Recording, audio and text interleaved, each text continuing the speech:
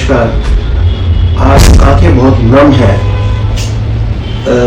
इस बात पर चर्चा करते हुए कि जो एयर इंडिया की जो फ्लाइट है AI-171 जो उससे हादसा हुआ और उसमें जो है लगभग 290 के आसपास लोगों की जो है जान गई, जिसमें 242 तो यात्री थे जो उस विमान में सवार थे और बाकी जो जहाँ पर वो विमान गिरा उस पर भी वहाँ पर भी कुछ लोगों ने अपनी जान गंवाई। सर्वप्रथम तो मैं पब्लिक न्यूज़ की तरफ से उन सब पीड़ित परिवारों को अपनी संवेदनाएं प्रकट करता हूँ कि और ये संवेदनाएं उनके दुख को किस तरीके से कम नहीं कर सकती, क्योंकि किसी व्यक्ति ने क्या सपने सजाए थे, वो किन सपनों को लेकर उस फ्लाइट में बैठा था।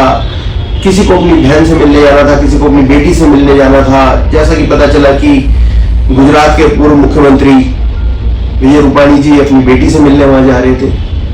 इसी प्रकार कुछ फैमिली वहां पर शिफ्ट हो रही थी, लेकिन क्या था कि सब अंतिम सफर बन गया। और इसमें गलतियां किसकी हैं, ये जवाबदेही जब तक तय नहीं होगी इस प्रकार के हादसे होते रहेंगे और ये एक सामान्य प्रक्रिया बनी रहेगी।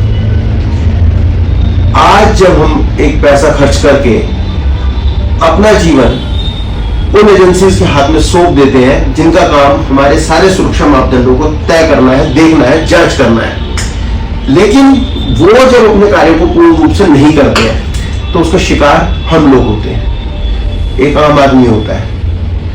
तो इन घटनाओं को रोकने के लिए जवाबदेही जरूरी है, लेकिन वो जवाबदेही हमारी सरकार कभी तय ना तो कर रही है ना करेगी। हम बार बार ये कहते रहे हैं, क्योंकि जवाबदेही जब तय होगी जब वो फाइलें इन अधिकारियों से अलग तैयार की जाएंगी। अब जवाबदेही का जब मुद्दा आता है तो ये फाइलें इन अधिकारियों के पास जाती हैं, वो क्यों अपने खिलाफ जो है तैयार करेंगे कि भाई जो है उनको जो है जवाबदेही तय करनी है।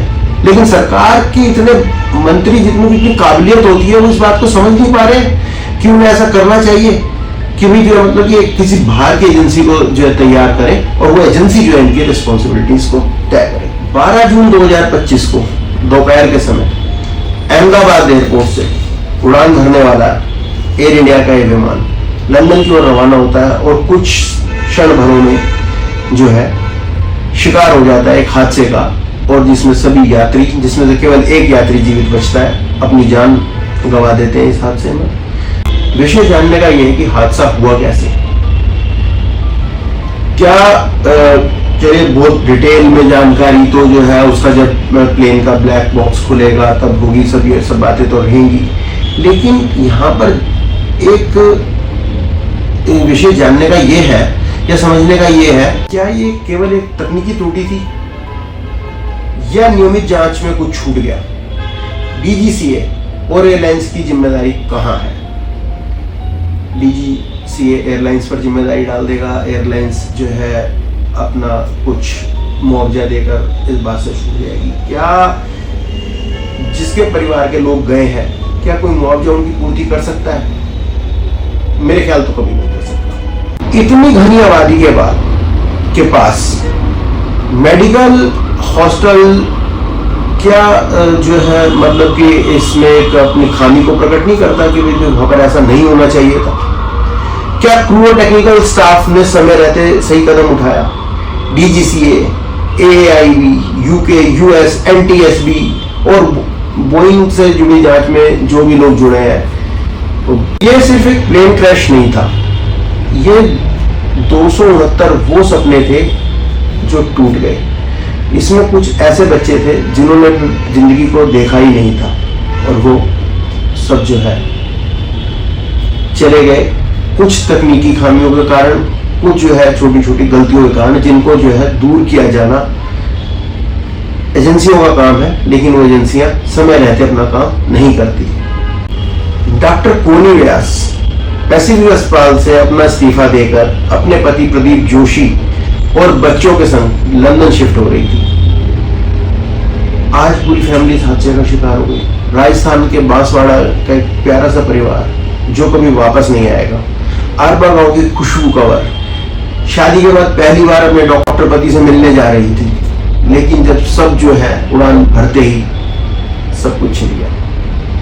गृह मंत्री अमित शाह, नागरिक उड्डयन मंत्री राममोहन नायडू जी वहाँ गए, उन्होंने हालात का जायजा लिया। आज प्रधानमंत्री श्री नरेंद्र मोदी भी अहमदाबाद पहुंचे, साइटों का दौरा हो रहा है, सब चल रहा है, सब जांचें हैं, चलती रहेंगी, जो एक संभावित सी प्रक्रियाएं हैं ये तो सब। लेकिन जब तक जवाबदेही तय नहीं होगी, फिर सवाल वही है, जब तक जवाबदेही तय नहीं होगी, जवाब कौन देगा। हम एक बार पुनः जो है सभी पीड़ित परिवारों को अपनी संवेदनाएं प्रकट करते हैं, मृतकों के प्रति अपनी जो है श्रद्धांजलि अर्पित करते हैं। ईश्वर उन्हें अपने श्री चरणों में स्थान दे और भविष्य में इस तरह की घटनाएं पुनः ना हो, इसके लिए भारत सरकार चेते और जवाबदेही एजेंसियों को तैयार करे। धन्यवाद।